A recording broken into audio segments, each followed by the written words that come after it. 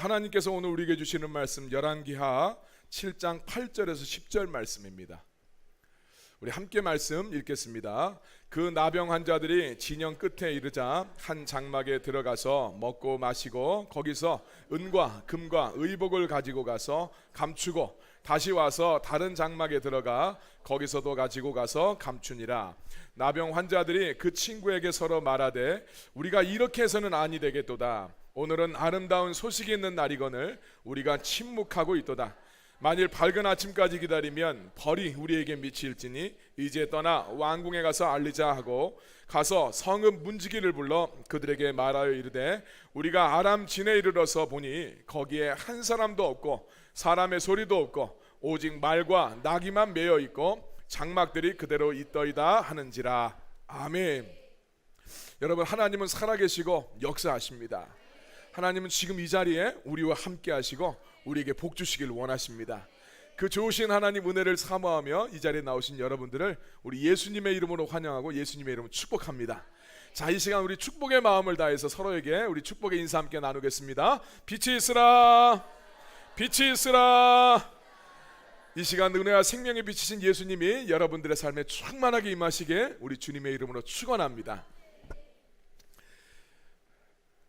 네, 우리 오래간만에 고향을 찾아서 우리 김광래 심진아 집사님 함께 오셨네요. 빛이 있으라. 반갑습니다. 여러분, 성경에 보면 집안이나 사회 어떤 공동체에서 인정받지 못하고 쫓겨났던 사람이 그 집안이나 그 사회, 그 민족을 구원하는 이야기가 우리 성경에는 굉장히 자주 등장합니다. 요셉이 그렇고요. 다윗도 그렇죠. 다윗도 자기 집에서 인정 못 받은 사람이었죠. 또 사사도 그렇죠. 사사 입다도 그렇죠. 또 오늘 말씀에 등장하는 이 나병 환자들도 자기의 사회에서는 격리되어 있던 이런 사람들입니다. 그리고 배척받는 자가 배척하는 자들을 구원하는 이야기의 대표가 누굽니까? 예수님이에요. 예. 세상 사람들이 예수님을 배척하고 예수님을 외면했는데 예수님이 그들을 그 배척 당하심으로 그들을 구원하시는 이야기가 예수님의 구원 이야기 아닙니까? 성경에서 말하는 그리스도의 사람들은, 그래서 우리가 말씀 속에 보면 배척받고 인정받지 못하고 사랑받지 못했다고 그래서 원한에 사무쳐가지고 막 복수하려고 하는 것이 아니라 오히려 그 원수들을 구원하려고 하는 것이 성경 속에 나오는 인물들인 것을 우리가 보게 됩니다. 자, 이런 사람들이 그의 심령 속에 그리스도의 흔적이 남아있는 사람들이다, 이렇게 우리가 이야기할 수 있습니다. 여러분, 살아가면서 자기 안에 상처가 처리되지 않으면 아무리 세월이 오래 지나도 그 상처로 인해서 계속 아파하게 되고, 꼭 그 상처가 남아있는 사람들이 그 상처로 인해서 다른 사람들을 자꾸 상처를 주게 되는, 죄를 짓게 되는 걸 보게 됩니다. 그래서 성도는 반드시 자기 상처가 아물어지고 단단해져야 원수를 품을 수가 있게 되는데, 이게 그냥 이루어지는 것이 아닙니다. 그냥 뭐 수련을 한다고 해서 이루어지는 것이 아니라 내 상처가 치유되려면 치유자이신 예수님을 만나야 된다는 것을 믿으시길 바랍니다. 사람은 온전한 사랑이고 생명이신 예수님을 만나야 그 심령의 치유를 받을 수가 있어요.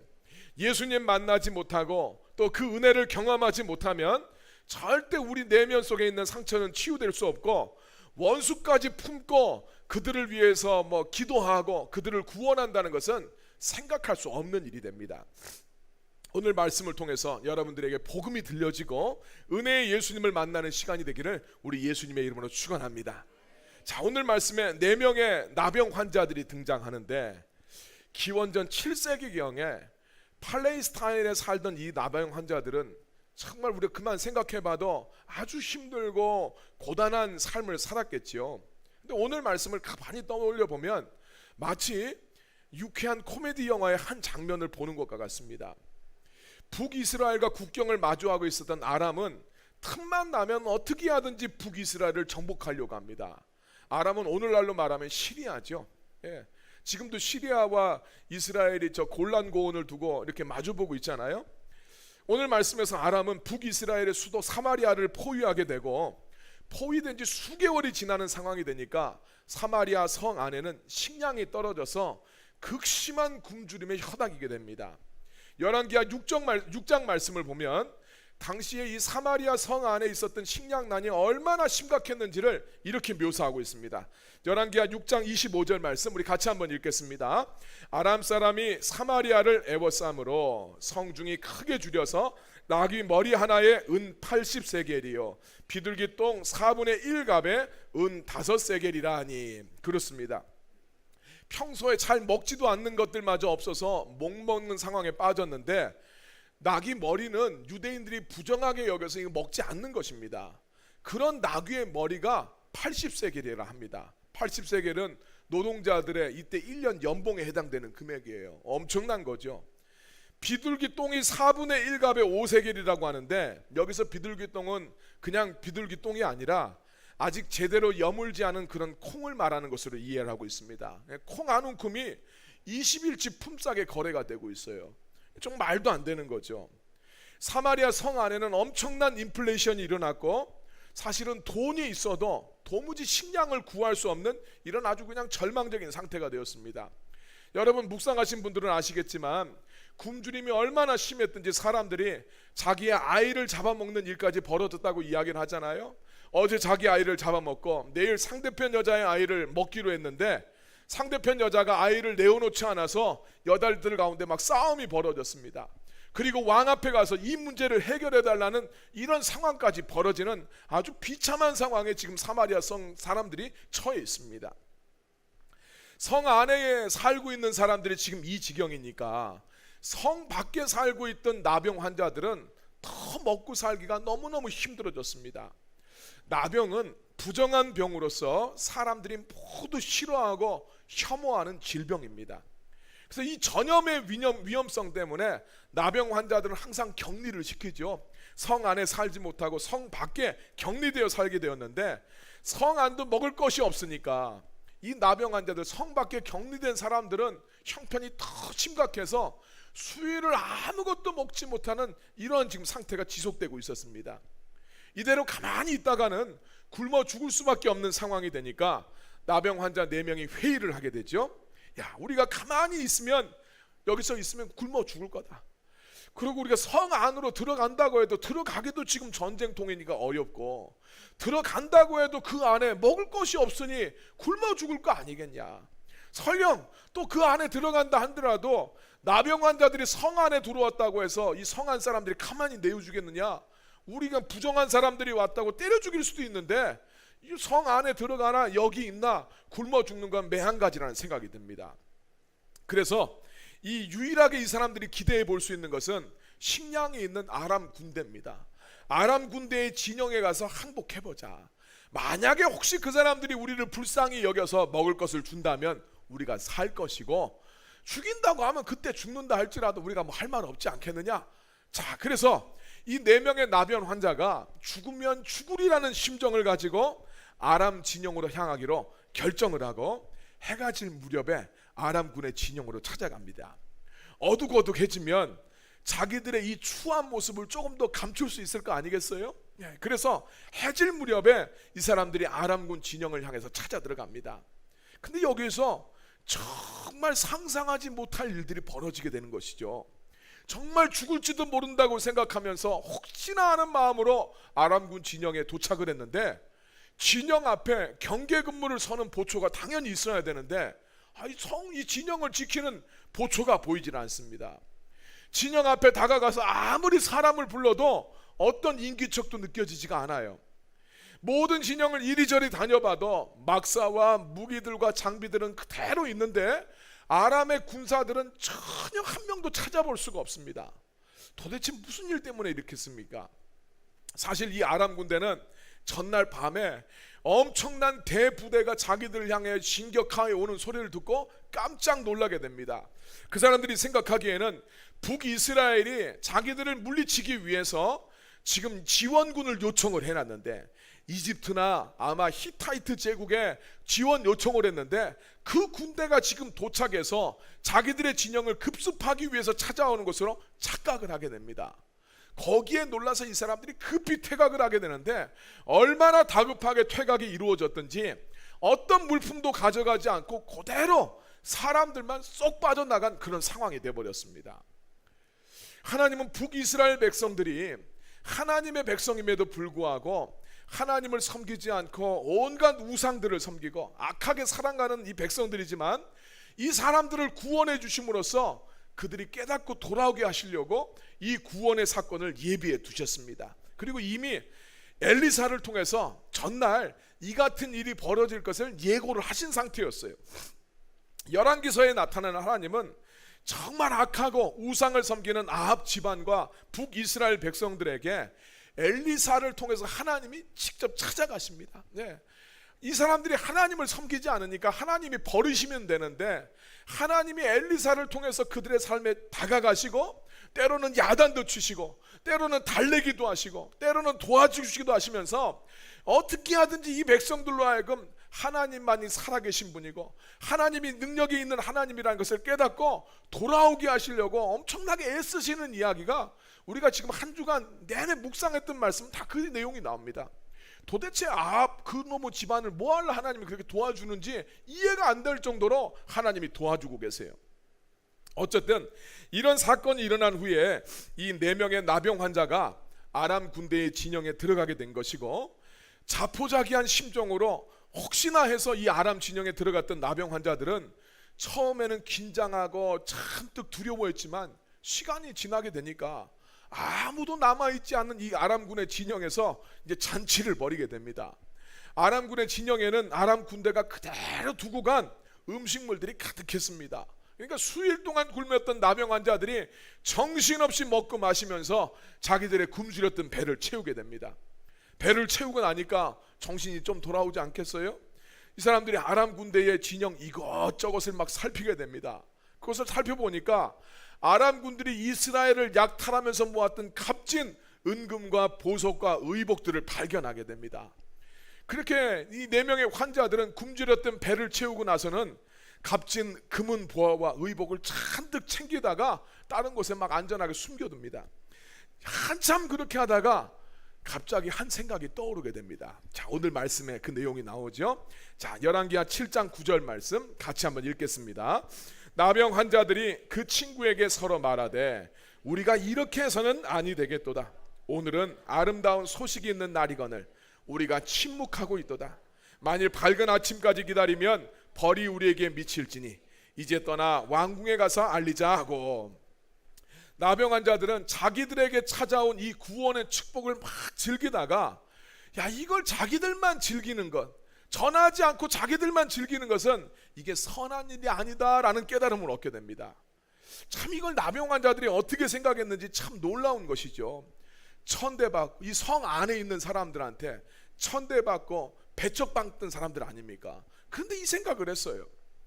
그리고 이 사람들이 이야기합니다. 야, 오늘은 아름다운 소식이 있는 날이다. 이 아름다운 소식이 있는 날 우리만 즐기고 우리가 침묵하고 있다면 하나님께서 정말 벌을 우리들한테 내리실지 모른다. 이 두려움, 이런 생각까지 이제 미치게 되죠. 자, 이 나병 환자들은 자기들한테 임했던 이 아름다운 소식이 하나님이 주신 축복의 소식인 것을 깨닫고 있습니다. 자기들이 누리고 있는 이 모든 상황이 자기들이 애쓰고 수고해서 얻은 것이 아니라 하나님이 주신 은혜인 것을 깨닫는 거예요. 꼼짝없이 죽을 거라고 생각했는데, 아니 이 죽을 수밖에 없는 상황을 놀라운 잔치로 바꿔주신 거 아닙니까? 하나님이 이렇게 주신 은혜를 우리만 누려서는 안 된다. 이것을 알려야 된다라고 생각을 합니다. 생각이 여기까지 미치게 되자 이 나병 환자들은 그 밤에 성문으로 달려가서 이 기쁜 소식을 전하게 되죠. 그래서 굶주려서 죽게 생겼던 사마리아 성읍의 모든 백성들도 그 나병 환자들 덕분에 그 밤에 하나님의 구원의 은혜를 누리고 하나님 예비하신 잔치를 누리게 되었다. 오늘 말씀 이야기하고 있습니다. 정말 배척받고 외면받던 사람들이 하나님의 구원의 은혜를 경험하게 되었었을 때 그것을 전파하고 나눔으로써 하나님이 주신 기쁨과 감사와 구원의 은혜를 전염시키는 이야기가 오늘 이야기예요. 이 말씀의 기초에서 우리 추석 연휴를 맞이한 우리들의 삶 속에 주님이 주시는 몇 가지 교훈을 우리 간단하게 나누도록 하겠습니다. 첫 번째로 하나님이 주신 것 즐거워하고 여러분 즐기십시오. 하나님이 주신 명절과 연휴를 기쁨으로 즐거워하고 여러분들 사랑하는 사람들과 함께 즐기시길 바랍니다. 자, 전도서 3장 13절 말씀 같이 읽겠습니다.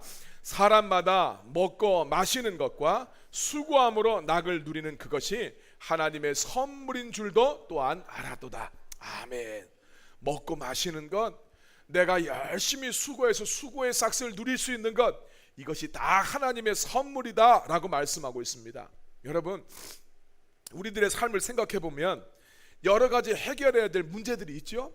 또 여러분들의 삶 속에 고민들이 있어도 지금 하나님이 여러분들의 삶 속에 주신 것 안에서 기뻐하시고 즐거워하시길 바랍니다.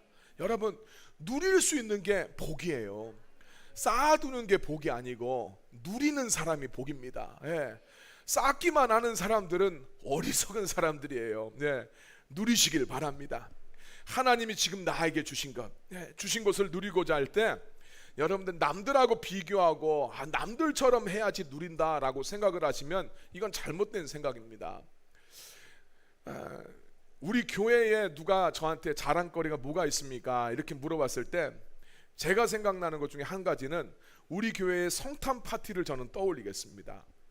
다른 교회에서는 경험할 수 없는 우리 교회만 가진 저는 그런 문화라고 생각하기 때문에 그렇습니다. 이 성탄 파티를 처음 기획한 것은 우리 개척하던 해에 그때 이제 시작이 됐습니다. 처음 개척했던 그때에 교인들이 몇 명 없습니다. 그러니까 성탄절에 뭘 해야 될지를 모르겠는 거예요. 제가 경험했던 성탄절은 성탄절 뭐 예배도 드리고 전날 뭐 아이들 발표도 하고 뭐 이런 걸 하는 건데 뭐 교인이 없으니까 뭘 발표를 하려도 애들도 발표할 만한 애들이 없고 다 갓난아기들만 있어요. 뭘 해야 될지 모르겠습니다.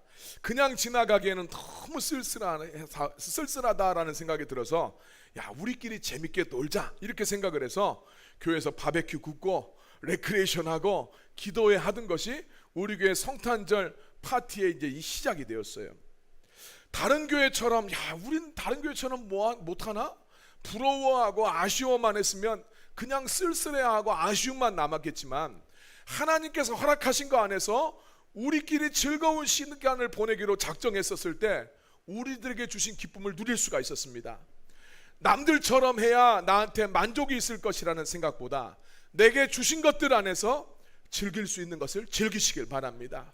함께하는 가족들과 형제들과 즐거워하고 또 즐거운 시간들을 여러분 함께 보내시기를 바랍니다. 두 번째로 하나님 앞에 감사드리시길 바랍니다. 나병 환자들을 보면 처음에는 굶주린 배 채우기에 바쁘고 값진 것 챙기기에 바빴지만 정신을 차리고 나서 보니까 모든 것이 하나님께로부터 온 것이라는 것을 깨닫게 되죠. 야고보서 1장 17절 말씀 같이 한번 읽겠습니다. 시작. 들어가세요.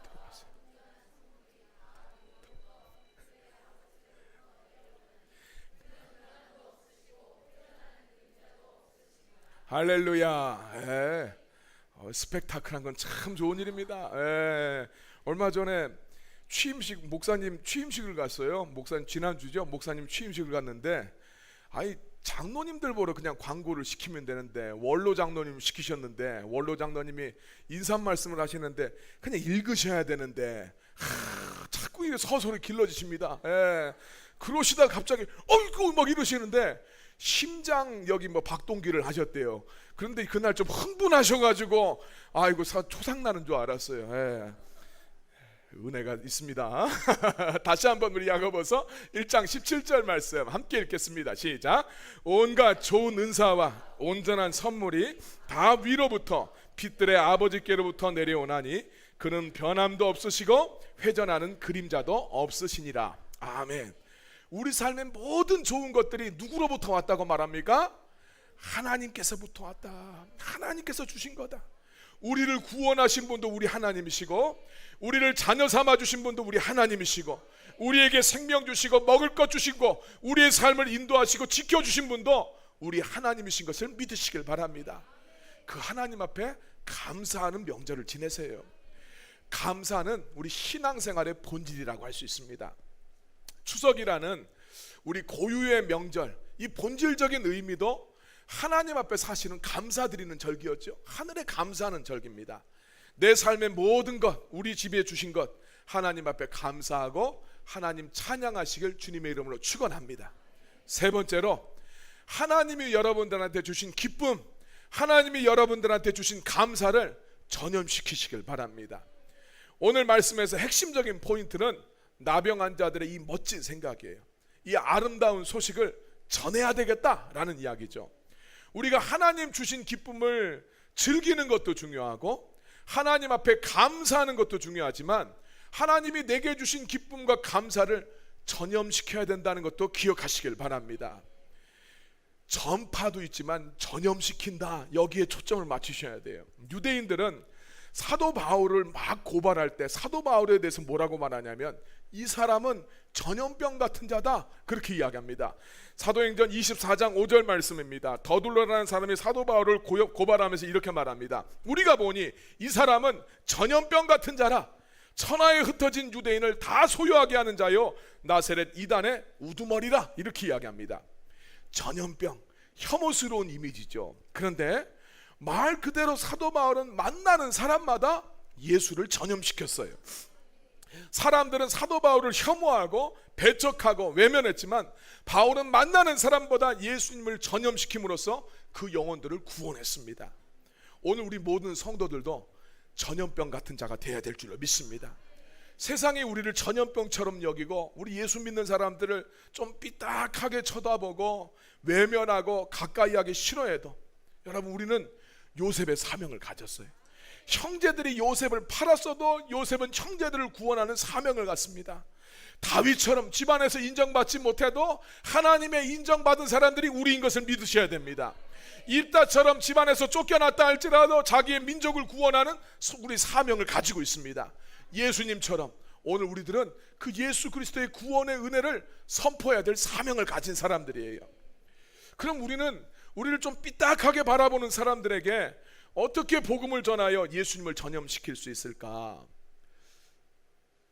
백지를 하나 갖고 와서 백지전도도 할 수 있고 글 없는 책으로도 할 수 있고 사형리를 알려줄 수도 있고 전도 폭발 여러분 배운 것으로 또 전도할 수도 있습니다. 물론 이게 필요한 상황이 되면 그렇게 하세요. 그러나 여러분들이 연휴 기간에 해야 될 일은 하나님께서 여러분들에게 주신 기쁨을 전염시키세요. 하나님들이 여러분들의 삶 속에 주셨던 그 감사함을 전염시키세요.